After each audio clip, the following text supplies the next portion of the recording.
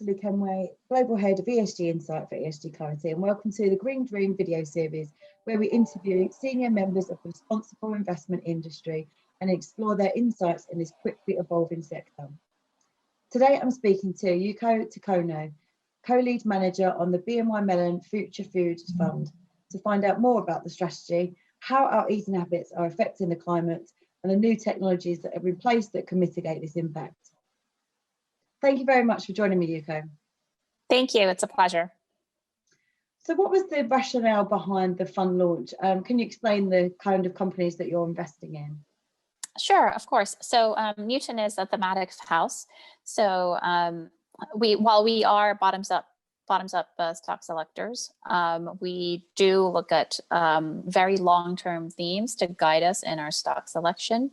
And this future food strategy came up as a result of one of our thematic processes. So basically, we were researching the area of food because, we thought that it was a pretty universal theme. First of all, everybody eats to survive.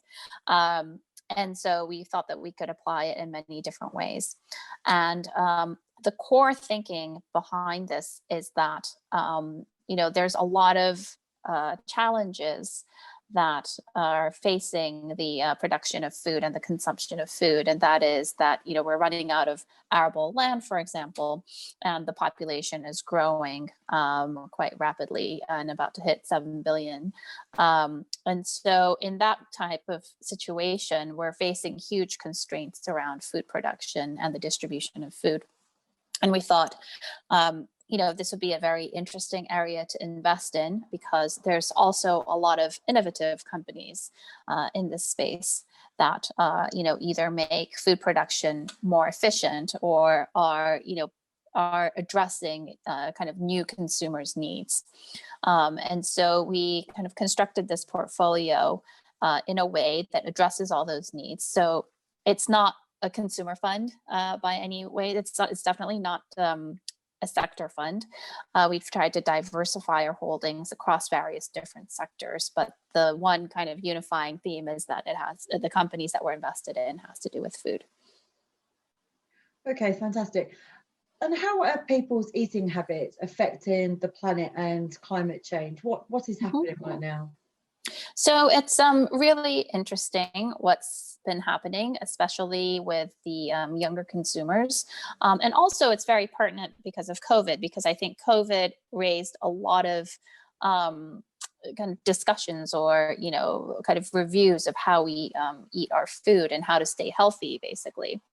So if you look at the developed world, you're increasingly seeing, plant-based meat options available. Plant-based milk has already been, it's already quite penetrated in the market. There's also the penetration of organic food as well. So people, are wanting to be more healthy. They want to eat foods that are more environmentally friendly.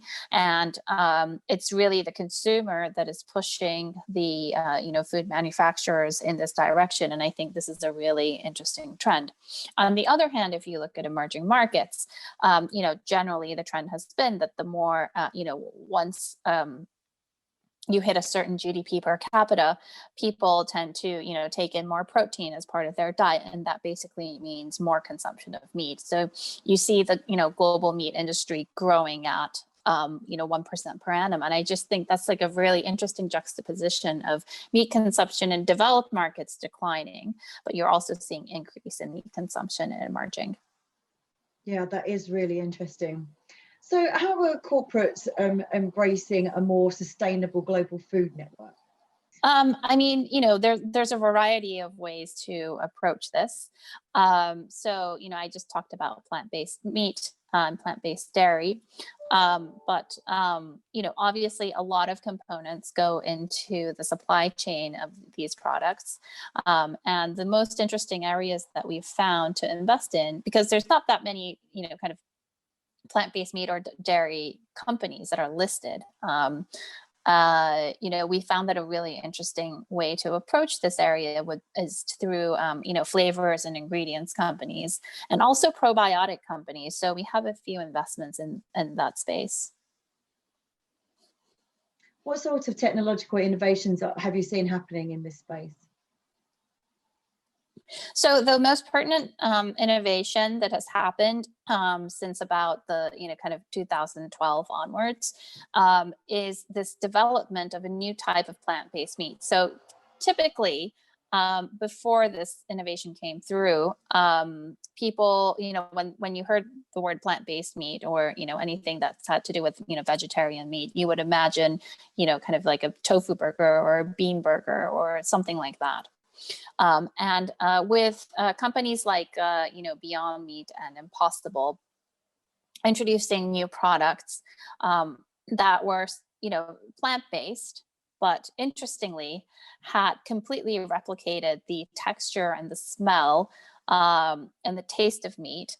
This really changed the market. So prior to that, the market itself, like kind of the vegan meat market itself, was quite stagnant and kind of barely growing. Whereas when these products came out into the market, the growth accelerated to 18% per annum, and that's a pretty strong trend that you don't really see that often in food or in consumer goods. And so, we really think this is a growth opportunity.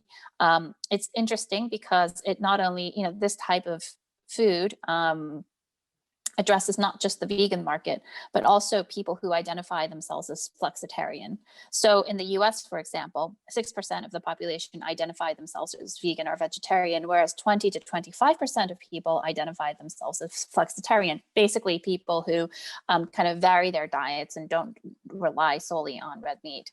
And so we see this kind of real expansion of the addressable market. And I think that's a really interesting trend that you first saw in plant-based milk, and now you're seeing in kind of more meat areas. That is really interesting. As somebody who doesn't eat meat purely for the fact that I don't want to eat animals, I do really miss meat. So yeah, it's been nice to see all of these different products coming out to the market. I probably sampled a bit too much during lockdown. What's your favourite sustainable drink or snack? Is the question we always end the Green Dream on. Okay. So I'm just really into probiotics right now and gut health. So anything that enhances that, which basically means fermented foods. And I've been eating loads of kimchi, loads of blue cheese, sauerkraut, anything that I can get my hands on that enhances my gut health.